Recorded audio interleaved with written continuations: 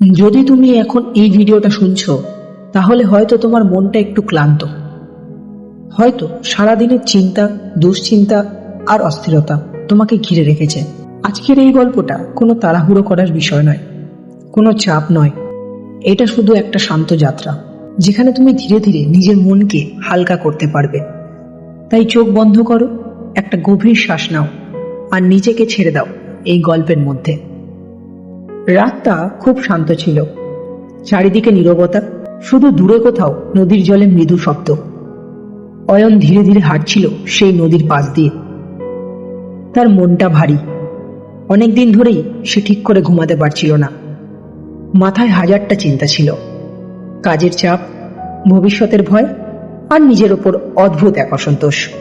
সে থামল, নদীর দিকে তাকিয়ে রইল। জলটা ধীরে ধীরে বয়ে যাচ্ছে, তাড়াহুড়ো করে নয়, কোনো দুশ্চিন্তাও নেই।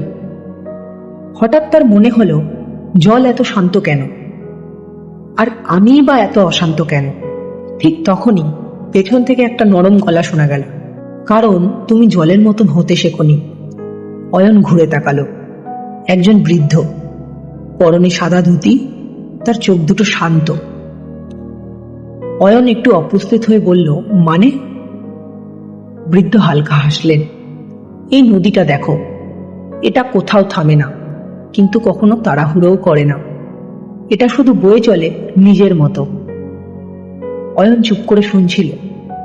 বৃদ্ধ আবার বললেন, তুমি সবকিছু কন্ট্রোল করতে চাও, তাই ক্লান্ত হয়ে পড়েছ। কিন্তু জীবন নদীর মতো, এটা নিজের গতিতেই চলবে। অয়নের মনের মধ্যে কথাগুলো ঢুকে যাচ্ছিল। সে ধীরভাবে বলল, কিন্তু যদি সবকিছু ছেড়েই দিই, তাহলে আমি কি হারিয়ে যাব না? বৃদ্ধ একটু আকাশের দিকে তাকালেন। ছেড়ে দেওয়া মানে হেরে যাওয়া না, ছেড়ে দেওয়া মানে যেটা তোমার কন্ট্রোলে নেই সেটা মেনে নেওয়া। নদীর হাওয়া একটু ঠান্ডা হয়ে এলো। অয়নের বুকটা হালকা লাগতে শুরু করলো। সে অনেকদিন পর চুপ করে বসে থাকলো, কোনো চিন্তা ছাড়া, শুধু নদীর শব্দ শুনতে লাগলো। বৃদ্ধ বললেন, তোমার মন সবসময় অতীত আর ভবিষ্যৎ নিয়ে ব্যস্ত, কিন্তু শান্তি সবসময় বর্তমানেই থাকে। অয়ন চোখ বন্ধ করল। প্রথমবার সে নিজের নিঃশ্বাসের শব্দগুলো শুনতে পেল। সে অনুভব করলো এই মুহূর্তটা কত শান্ত। কোনো দুশ্চিন্তা নেই, কোনো চাপ নেই, শুধু সে আর এই রাত। বৃদ্ধ আবার বললেন, যখন তুমি বর্তমানকে অনুভব করতে শেখো, তখন তোমার মন নিজেই শান্ত হয়ে যায়। অয়নের মনে হলো, এতদিন সে নিজেই নিজের বিরুদ্ধে লড়াই করছিল। সে সবকিছু নিয়ন্ত্রণ করতে চাইছিল, কিন্তু আজ সে শুধু থাকতে শিখেছে। কিছুক্ষণ পর সে চোখ খুলল। বৃদ্ধ আর সেখানে নেই, শুধু নদী আর সেই একই শান্ত শব্দ। অয়ন ধীরে ধীরে উঠে দাঁড়ালো। তার মনে হচ্ছিল কিছু একটা বদলে গেছে। সমস্যা আছে, কিন্তু কিছুই যেন মিটে যায়নি।